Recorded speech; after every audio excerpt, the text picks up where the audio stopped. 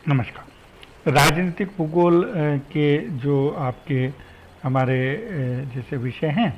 तो उनके बारे में हम चर्चा कर रहे थे। यहाँ पर इस वीडियो के माध्यम से हमने उस बात को समझने का प्रयास किया कि धर्म और राजनीतिक दल किस तरह से जैसे प्रभावित करता है। मैं आपको भारत के संदर्भ में इस बात को क्षेत्रीय दृष्टिकोण से इस बात को समझाने का प्रयास करूंगा कि किस तरह से राजनीतिक विचार केंद्र में कैसा होता है, पेरीफेरी के राष्ट्रों में कैसा। जैसे भारत के जो राज्य हैं, आज आप उसको राजनीतिक दृष्टि से और नेतृत्व की दृष्टि से देखेंगे तो आपको एक बात ध्यान में आएगी कि भारत के जो केंद्र के राज्य, उत्तर प्रदेश ले लीजिए, पंजाब, हरियाणा, ये वो सारे, मध्य प्रदेश, राजस्थान, बिहार, और ये सारे जो केंद्र, भारत का हार्ट जिसको पॉलिटिकल हार्ट कहते हैं, तो आपको ध्यान में आएगा कि यहाँ केंद्र में जिसकी सरकार है उस दल की सरकारें इन क्षेत्रों में होती है। और जो पेरीफेरी के सीमांत के क्षेत्र हैं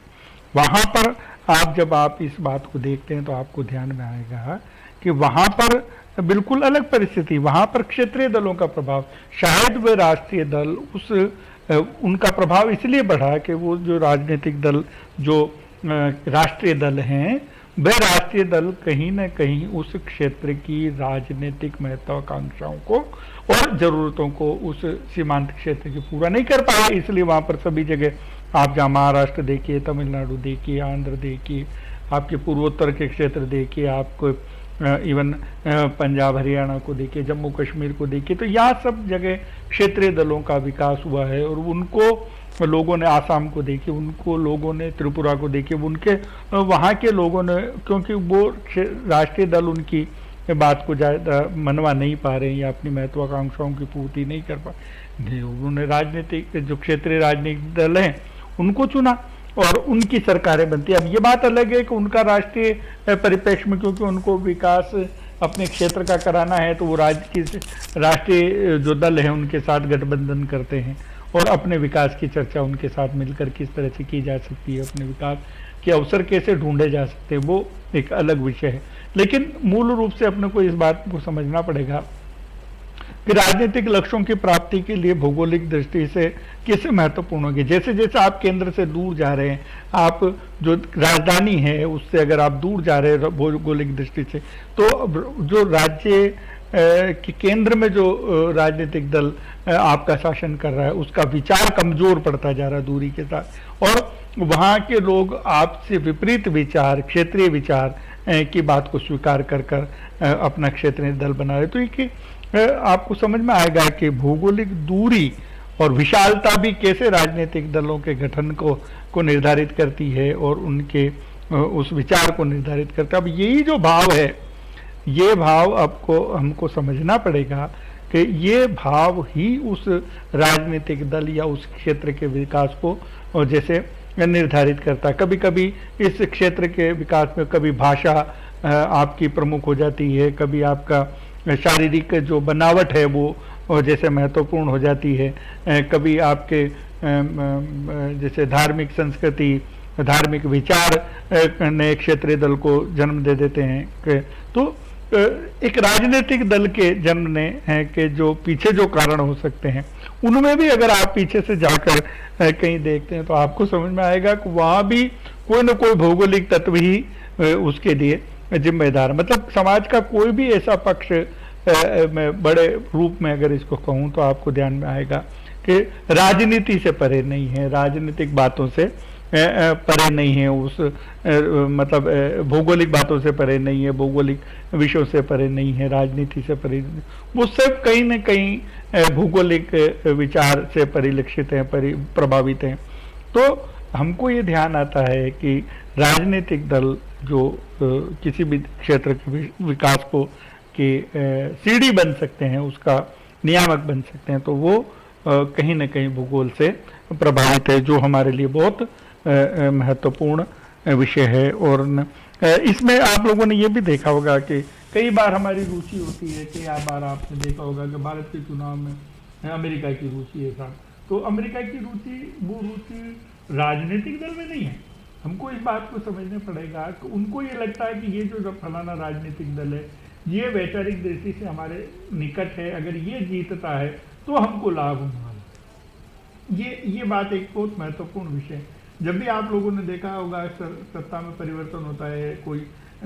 चुनाव के बाद जब नई सरकार बनती है या वही सरकार रिपीट होती है, तो कुछ लोगों के स्टेटमेंट आते दुनिया में, आपने नेताओं के स्टेटमेंट देखे, नहीं अब विकास को गति मिलेगी। इसका क्या मतलब हुआ कि वो समान मानसिकता के लोग हैं, वो समान जिनकी मानसिकता है कि शायद वो उस देश के, उस दोनों देशों के संबंधों की प्रगाढ़ता को के परिप्रेक्ष्य में देख रहे हैं, वो उस देश के विकास को आगे बढ़ाने में इस सुविधा की बात को देखें। तो ये बहुत बड़ा विषय है, मतलब आप जैसे कह सकते हैं जिसमें कई चीज़ें निर्धारित होती हैं, और उन सब के पीछे जब आप जाएंगे तो आपको लगता है कि कहीं ना कहीं फिर भूगोल आता है। तो समाज का कोई भी ऐसा पक्ष आपको नहीं लगेगा जहाँ पर राजनीति की बात नहीं होती। तो मुझे लगता है कि राजनीतिक विषय को यहाँ ख़त्म कर हम अगले विषय पर उसमें बढ़ेंगे। तो तीसरा जो विषय आता है वो आता है अंतस्थ तत्व जो राज्य के हैं, जिसमें सीमा उनकी आकृति, सीमांतरी। अब सीमा का जैसे ही नाम लेते हैं तो आपके हमारे मन में एक अजीब सा कौतूहल होता है कि वो अंतिम लाइन देश की सीमा, जिससे देश की शुरुआत होती है, और ये दूसरे शब्दों में अगर कहें तो जहाँ देश की प्रभुसत्ता खत्म होती है। लेकिन ये एक प्राकृतिक विषय भी है, कुछ जगह पर दुनिया में सीमा प्राकृतिक भी है जहाँ पर किसी प्रकार का विवाद नहीं, तो कहीं पर बिल्कुल तलवार की धार, नोक की तरह भी है, और जहाँ एक एक सूत के लिए भी लड़ाई है, सेंटीमीटर के भी लिए भी लड़ाई है। तो और वह सीमा की जो परिस्थिति है वो उस देश की परिस्थिति को निर्धारित करते। हमने देखा अगर भारत पाकिस्तान जैसी सीमा है तो रोज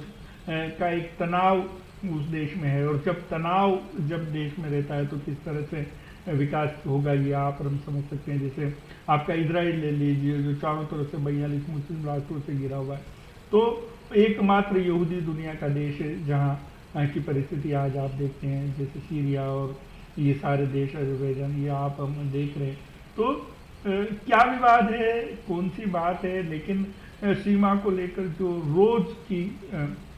बमबारी, जो रोज के युद्ध और रोज की जो मानवता के नुकसान हो रहा है, तो आप और हम समझ सकते हैं कि एक बहुत बड़ा विषय सीमा का है। जैसे भूटान और हमारे बीच की सीमा, वो सीमा भौगोलिक सीमा है, किसी पर यद्यपि नक्शे पर अंकित है, लेकिन वो इस तरह का भौगोलिक जो होने कि शायद वहाँ किसी प्रकार का विवाद नहीं होता। ऐसे दुनिया के कई राष्ट्र जैसे अमेरिका और कनाडा के बीच की सीमा, यद्यपि मानचित्र की दृष्टि से वो है, लेकिन उनके बीच में इतने अच्छे संबंध हैं कि वो सीमा नहीं रहकर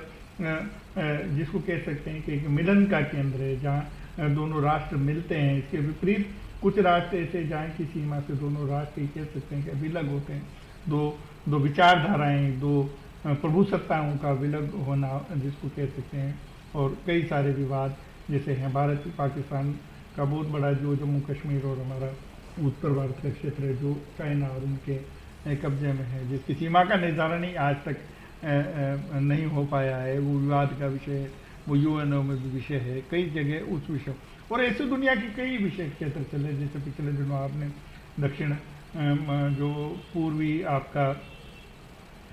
भाग है चाइना का, वहाँ कई राष्ट्र जहाँ अपनी समुद्री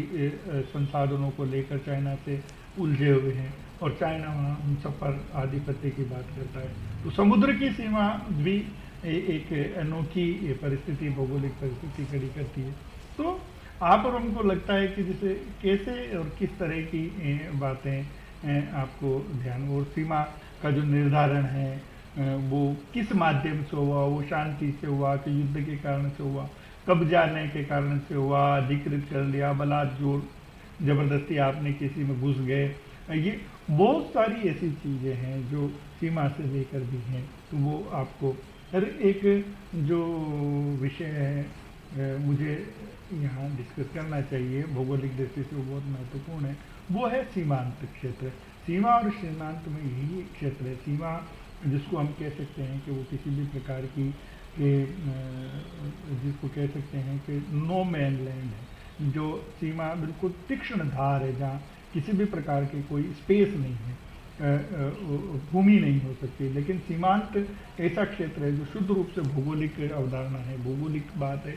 तो सीमांत का क्षेत्र जैसे अपन कह सकते हैं कि वो जंगल आता है, उसके बाद में वो देश शुरू हो जाता है, या वो पहाड़ी दो देशों के बीच में, उधर का क्षेत्र उनका, इधर का उनका, हमारा, और पहाड़ी के जो संसाधन है दोनों मिलकर उनका उपयोग करते हैं। उसमें कोई, जैसे भारत और भूटान के बीच की सीमा है, तो वो पहाड़ियों के बीच की सीमा है, लेकिन कोई विवाद नहीं है, कोई बात नहीं होती। जैसे लंका और भारत के बीच की सीमा है, तो वो सामुद्रिक सीमा है, जिसमें उनके भी मछुआरे मछली पकड़ते हैं, हमारे भी पकड़ते हैं। कभी कोई विवाद होता है तो वो शांति से